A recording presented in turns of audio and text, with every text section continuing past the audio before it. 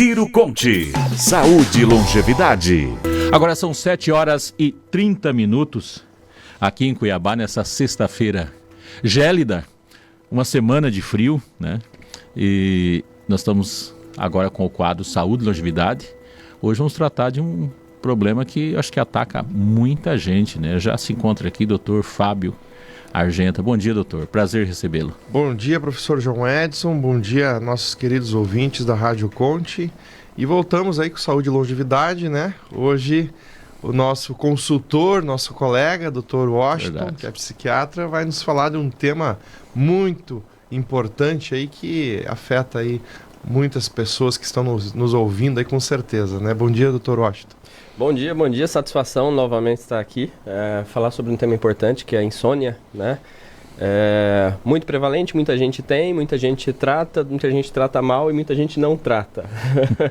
Então a gente tem muita coisa para falar sobre esse tema. Obrigado pela oportunidade. Juliana, você tem insônia? Chama ela de Lília, já estamos íntimos. Fiquei na esperança do Dr. Fábio hoje trazer um chimarrão pra gente. Não Pois falhou. é, hoje cai bem, né? Eu saindo daqui, o meu, chego lá, já esquento, já é hora de eu voltar ao normal. Hoje né? vai bem, né? O frio ajuda ou piora para quem tem insônia? Ajuda se estiver bem coberto, se tiver Com frio? com frio não adianta.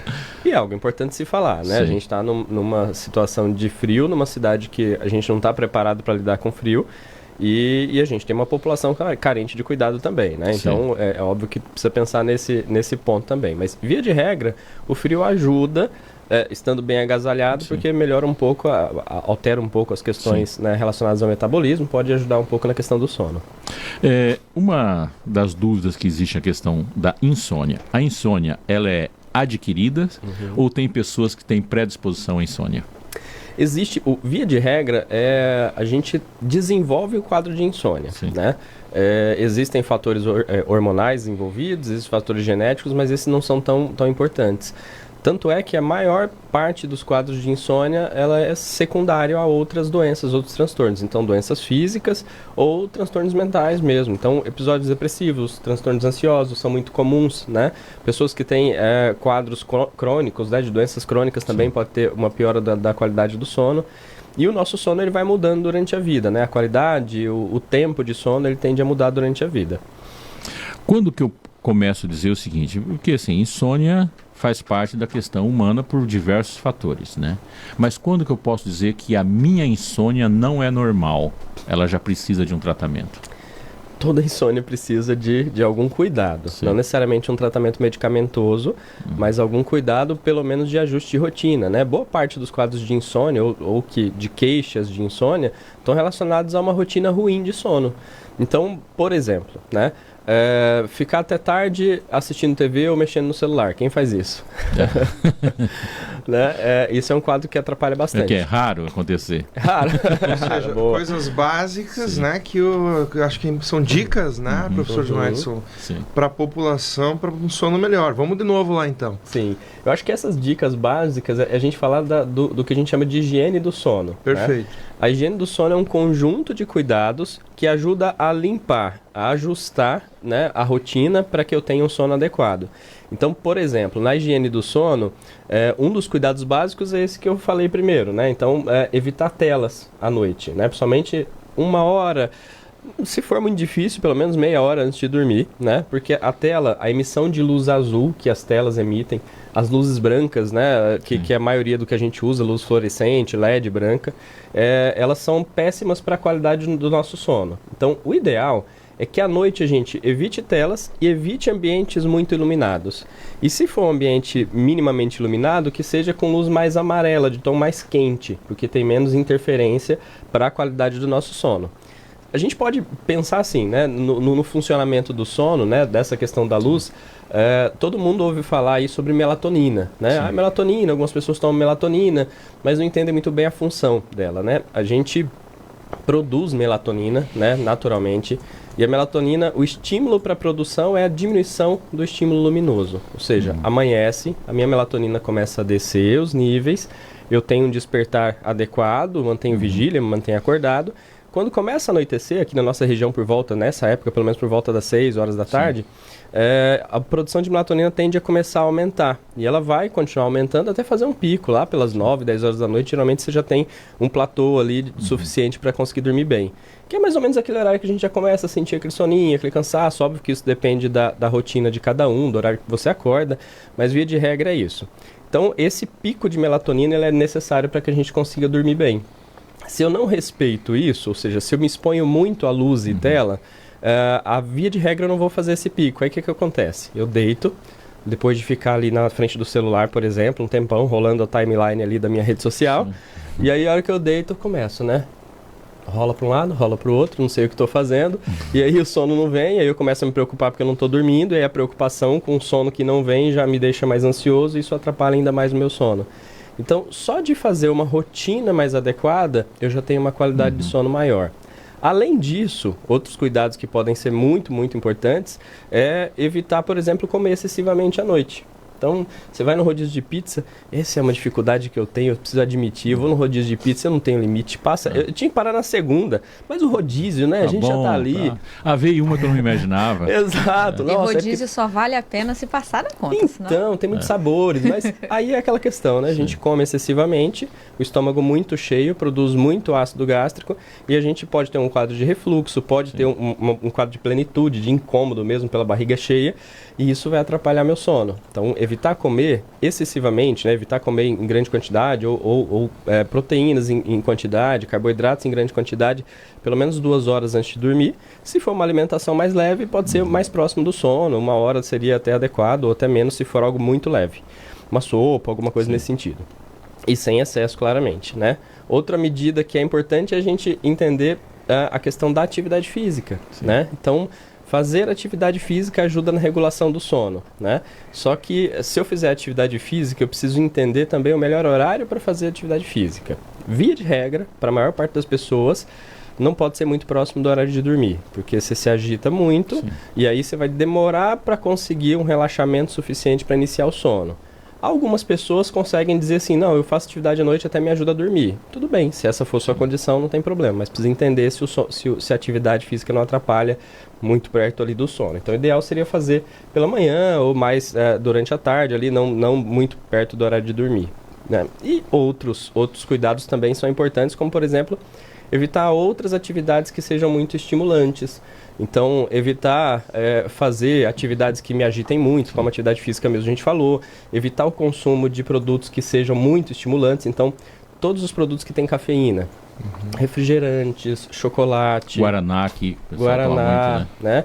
A própria, o próprio café, né? Que a gente ama tomar. Coca-Cola, né? O nosso parceiro né? Que são os refrigerantes de cola, tem Pontes e bastante. Lacerda, o Antônio Luiz, ele falou que ele é cafezeiro e ele perguntou até que horas é possível tomar café sem prejudicar o sono. É assim, para quem não tem problema de sono, a gente precisa abrir um parênteses que respeite o seu limite, tá? Para quem tem problema de sono, o ideal é não tomar no período da tarde, tá? Então, no máximo ali depois do almoço e ainda assim perceber se isso atrapalha o seu sono. Para a maioria das pessoas, o ideal é só não tomar no período ali do final da tarde até a noite. Então, depois das 3 horas da tarde, 3, 4 horas da tarde, porque a cafeína tem uma meia-vida que vai durar mais ou menos até esse período do início do sono. Então, o ideal seria evitar. E evitar em excesso. Se eu tomo o dia inteiro muito café, quanto mais cafeína, mais estímulo eu vou ter, né? Energéticos também entrariam nessa Chocolate entra nessa lista? Chocolate entra nessa lista. Chocolate Os maravilhoso. doces, né? Mas assim, um fundi tá frio, agora tudo bem. Sim. Só que se for algo que... Se for um fundir com vinho, equilibra, né? Equilibra, mas aí entra outra questão, a bebida alcoólica, né? Eu ia dizer, a bebida alcoólica como fica? A bebida alcoólica, ela por mais que as pessoas tenham uma ideia assim, não, mas eu bebo, eu relaxo, né? Via de regra, ela piora a qualidade do nosso sono. Então, não é só dormir, é dormir com qualidade. Dormir bem. Dormir bem e me sentir descansado. Tanto é que, às vezes, é difícil as pessoas identificarem que tem insônia, porque ela fala, não, mas eu durmo. Você dorme, mas fica o dia inteiro bocejando, fica o dia inteiro cansado, fica o dia inteiro com aquela sensação de baixa energia. Então, o sono não é restaurador, você não dorme bem. E aí, a bebida alcoólica, ela pode realmente trazer prejuízo nisso, tá? Então, não tem problema se for um uso esporádico, em pequena quantidade, né? Você tomar mesmo à noite não teria problema, mas precisa evitar se isso também já traz prejuízo para o seu sono e precisa evitar em excesso, né? Doutor, na minha área, a gente fala que a gente tem que organizar para dormir, tem que ter uma organização quando a gente tem a questão do trabalho. Né? Um pedreiro não vai chegar na casa e vai continuar sentando tijolo. Né? E a vida intelectual nos faz que muitas vezes você chega na casa e você vai produzir ações de conhecimento para o dia seguinte. Sim. Dentro da psiquiatria, como que vocês lidam com essa questão? É sempre uma questão de entender contextos, né? Sim. Tem fases da vida que a gente precisa fazer algo nesse sentido, né? Então, momentos da vida em que às vezes eu tenho uma rotina um pouco mais puxada, que eu tenho uma necessidade de produção, de estudo, de trabalho, que às vezes me fazem diminuir ali ou ter um tempo de dedicação a mais, né, durante a noite. O ideal é evitar isso, né? Então, principalmente se a gente está num contexto de prejuízo do sono. Então, assim, não, eu chego em casa, eu estudo, eu trabalho, mas isso não me atrapalha, eu consigo ter um horário ali que eu consigo dormir, e dormir com tempo e com qualidade, ótimo, não é nenhum prejuízo.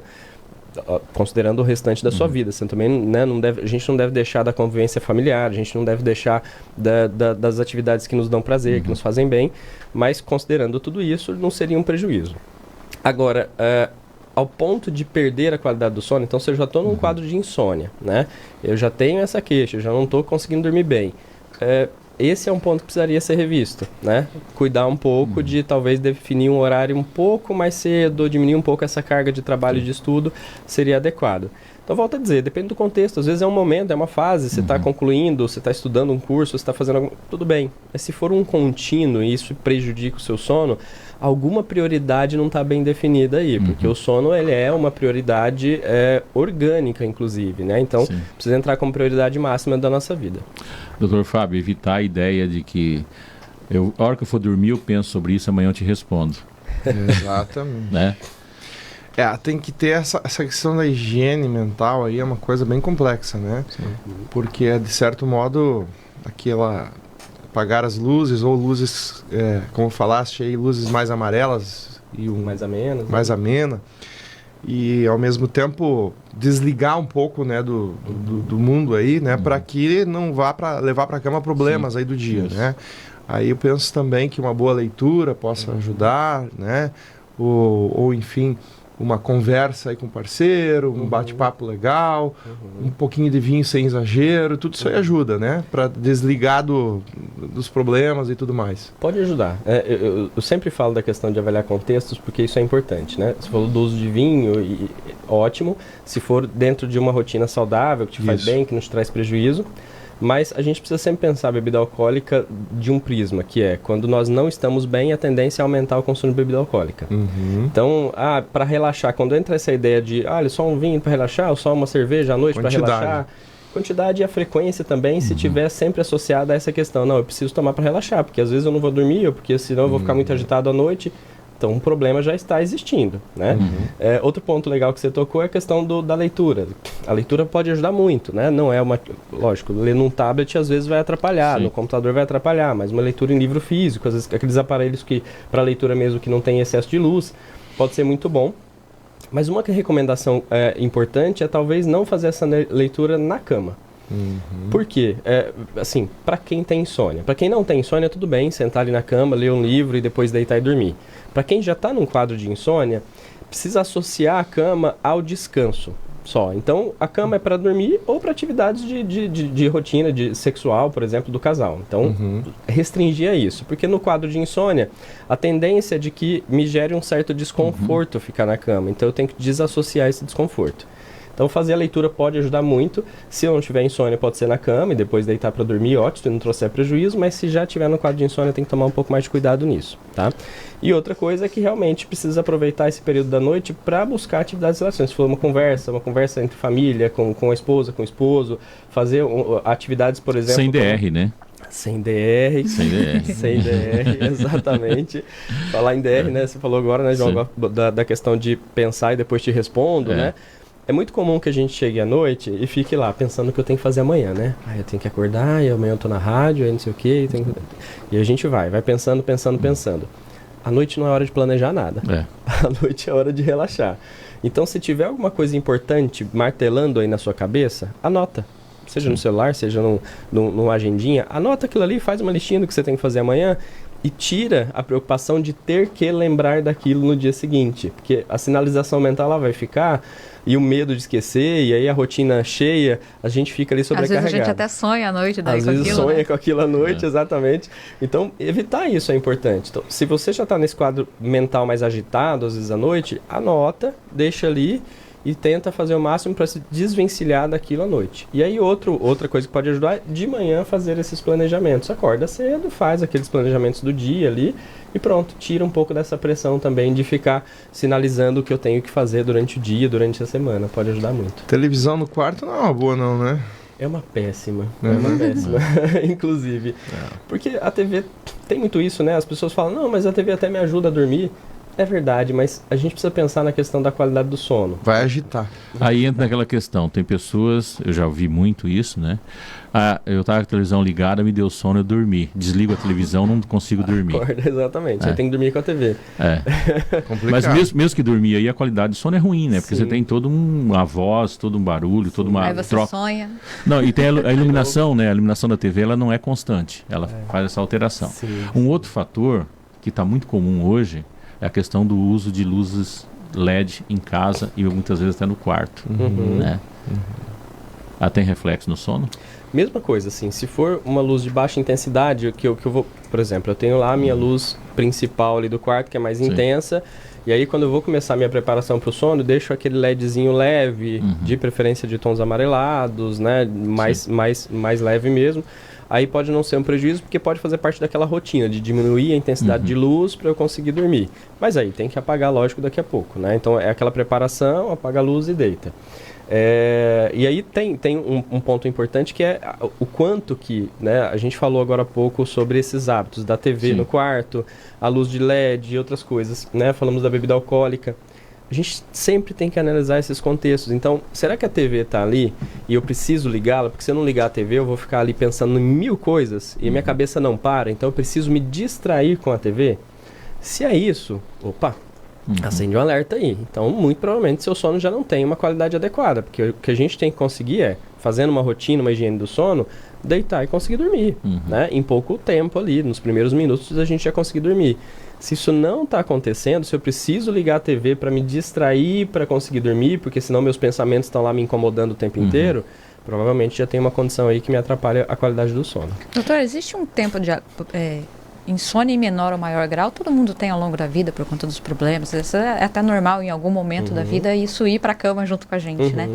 Mas existe algum ponto de alerta, tipo, a partir daqui, eu preciso buscar ajuda? A maioria da população, então até 70% em algumas estimativas, vai ter ao longo da vida algum quadro de insônia, que na maioria das vezes é transitório, relacionado a situações de vida. Então essa insônia que é situacional, que é relacionada a vivências estressantes da vida, ela pode acontecer em vários momentos. Então, num quadro, por exemplo, de um problema financeiro ou de trabalho, ou um problema de família, a descoberta de alguma doença em si ou na família, um luto, por exemplo, a perda de alguém amado. Até a expectativa de algo bom, né? Até a expectativa de algo bom. Então, para as crianças, vai viajar, não consegue dormir. Então, é natural que a gente tenha. Isso é uma questão de adaptação, tá? O prejuízo acontece quando isso se estende além desses momentos. Então, se é um quadro de luto, por exemplo, a tendência é que na primeira, segunda semana ali eu até tenha alguma dificuldade, pode acontecer, nem para todo mundo vai acontecer, mas pode acontecer um quadro de insônia. Mas, se isso se estende, aí já não é adequado. E lembrando daquele conceito de que luto não tem tempo. Sim. Mas a insônia relacionada ao luto, ela precisa ser realmente de curto período. Se isso está se prolongando, é um sinal de que já desenvolveu um quadro mais patológico relacionado. Então, talvez tenha se deprimido, e aí por isso está com insônia, ou tem um A transtorno de partir de ansiedade. quanto tempo que eu começo a me preocupar? Quantas semanas ou meses? Para insônia, a gente sempre avalia mais o que está causando ela. Então, por exemplo, por isso que eu dei esse limite das 2 semanas de um quadro de luto, por exemplo. Via de regra, se tiver um sofrimento intenso, além do esperado para aquele quadro, e que dure mais de 2 semanas, às vezes já vai configurar um transtorno de ansiedade ou um episódio depressivo, né, que é muito comum. Então, eu vou avaliar a causa dessa insônia, né, para definir esse tempo. Não é necessariamente o tempo de insônia, porque às vezes um problema, sei lá, eu descobri uma doença familiar, né, de algum familiar próximo. Às vezes eu vou ter um período ali até investigação, até entender o que está acontecendo, em que eu não vou conseguir dormir bem. Às vezes isso dura até 1 mês, até mais. Então não é o tempo que vai definir nesse caso, mas a causa. Se sua causa resolver, ótimo. tá resolvido. Tem que ver a causa se está perpetuando. Se está perpetuando. E mesmo nesses quadros, às vezes vale a pena um tratamento também para lidar com aquele sintoma só. Então, um tratamento de curto período só para voltar a reajustar o sono e que você tire a medicação, por exemplo, mais rápido, né? Então, isso pode ajudar. Uma pergunta importante antes que, né, tá o nosso tempo, essa questão de automedicação, né? Eu me preocupo muito com isso. Eu ia falar da farmacologia, né? Remédios, vai na farmácia, não precisa receita, farmacêutico, né? O uso da melatonina, que tá tão famoso, né? Vem cá, para o nosso público entender até onde eu posso ir, até onde eu não devo ir, ou não devo ir, enfim, doutor Washington. A questão da medicação ela é sempre muito preocupante, porque a medicação se eu faço bem feito, ela ajuda, qualquer uso irregular ou inadequado vai atrapalhar. Então, por exemplo, por muito tempo a gente usou, e ainda se usa até hoje, algumas medicações que são muito comuns aí, relacionadas ao sono. Então, os benzodiazepínicos, diazepam, clonazepam, o frontal, né, o Rivotril. Essas medicações, elas são muito boas em alguns contextos, mas para a grande maioria das pessoas elas são péssimas. Por quê? Num quadro, por exemplo, de insônia, né, transitório, o uso dessas medicações, na maioria das vezes, não vai trazer um bom resultado, porque as pessoas tendem a fazer um uso depois mais continuado, o que vai trazer um prejuízo, como por exemplo, um quadro de dependência dessas medicações, e são remédios que não melhoram o sono, eles te fazem Ou dormir. até um condicionamento, né? Se condicionar a dormir, o gesto de tomar um... Exato. Então, via de regra, hoje essa classe de medicação a gente tenta usar o menos possível, inclusive para insônia não é uma boa indicação. Situações específicas. Situações específicas, algumas doenças específicas. Com avaliação do médico. Exato, exatamente. Para a população que às vezes está passando por um problema, o ideal é sempre buscar, lógico, auxílio, investigação e entender o quadro.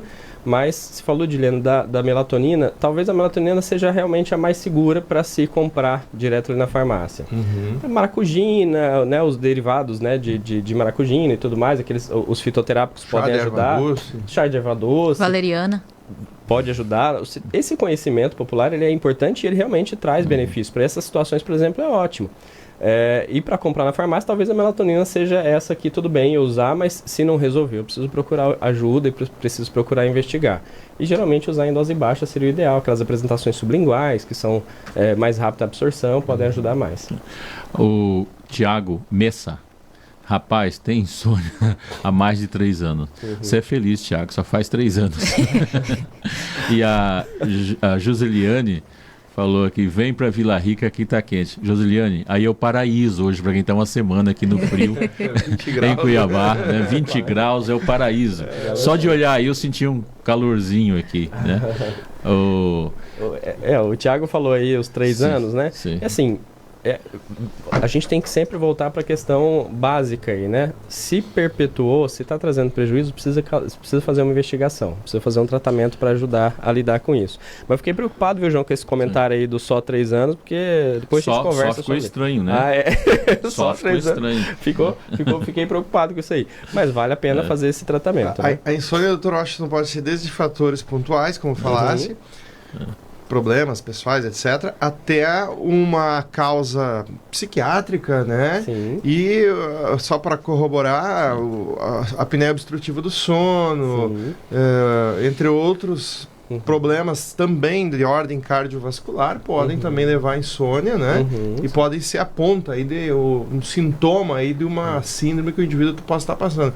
Então, acho que por vezes como falaste, né? Passou de semanas, está dormindo mal, procure seu médico, que aí tem que realmente investigar e fazer o tratamento adequado, porque vai perdendo qualidade de vida e agravando outras doenças de base, não é isso? Via de regra, se está trazendo prejuízo, a investigação precisa ser feita. Exatamente por isso, é aquilo que a gente comentou no início. Geralmente está associada a outras causas, a outros transtornos, a outras doenças, e a insônia vem como um sintoma. Isso é muito comum. Então, se esse é o pensamento, vale investigar. Uma doença cardiovascular pode causar quadro de insônia, né? Transtornos de ansiedade, depressão. A gente tem doenças como a apneia obstrutiva do sono, que você lembrou, que é realmente prevalente e algumas pessoas têm, né? A apneia do sono é aquela doença em que as pessoas têm uma dificuldade para manter a respiração durante a noite. Então, eu durmo, relaxa a musculatura do pescoço, da boca, da língua, e aí esse relaxamento faz com que haja um fechamento parcial da via aérea, da respiração. E aí, quando eu respiro, eu tenho uma resistência, uma dificuldade do ar entrar. O que que acontece? Tem algumas paradas da respiração, né, momentâneas durante o sono, o que faz com que a gente desperte várias vezes durante a noite. Então, um sinal de possível apneia é o ronco, é um sinal possível, não quer dizer que todo mundo que ronca tem apneia do sono, mas o ronco é um sinal muito frequente. E principalmente os sintomas diurnos, aquilo que a gente falou da sonolência excessiva durante o dia. Então, não, doutor, mas eu durmo bem, eu deito e durmo. A esposa fala do lado, não, mas ele ronca a noite inteira. E aí ele vai dirigir, ele fica assim, ó, para no trânsito, ele fica baixando a cabeça, fechando o olho. Então, tem um sinal aí de que tem uma sonolência excessiva durante o dia, o que mostra que o quadro de apneia pode estar presente também, dentre outras doenças. Nós já estouramos o tempo, o Robson pediu aqui, faça um programa sobre apneia. Pronto, vamos lá. É uma questão. Perfeito. 7h56, Dr. Washington Bruno. Brigadão. Que as pessoas durmam. Eu agradeço. Realmente é um tema importante, Sim, né? muito Como importante. a gente falou, tem muita dúvida. E acho que a gente pode fazer, sim, outros programas sobre esse tema, sobre a apneia. Exatamente. E agradeço bastante. Vou deixar de novo a recomendação. Se a insônia persiste ou se traz algum prejuízo, mesmo que em curto período, vale fazer uma investigação. Dr. Fábio. Perfeito. Obrigado aos nossos queridos rádio ouvintes. Obrigado, professor John Edson, Julie, toda a nossa produção. Dr. Washington, muito obrigado e até sexta que vem. Juliana, até segunda-feira. Até segunda, um abraço para Neiva Argenta, que manda um oi pra gente, um bom dia no Facebook. Minha mãe, todas as Juliana. sextas. Beijo pra ela. Desconfiei do parentesco. Mãe é mãe. Ficaremos por aqui. Tenhamos todos um dia especial, com delicadeza, com gesto e carinho, com harmonia. Que o seu final de semana seja pleno e revigorador. Bom final de semana, boa sexta-feira, até segunda-feira. Bom dia a todos. Você ouviu Giro Conte, mais um programa com a credibilidade da Rede Conte, onde você estiver. Bom dia, Conte. Rádio Conte.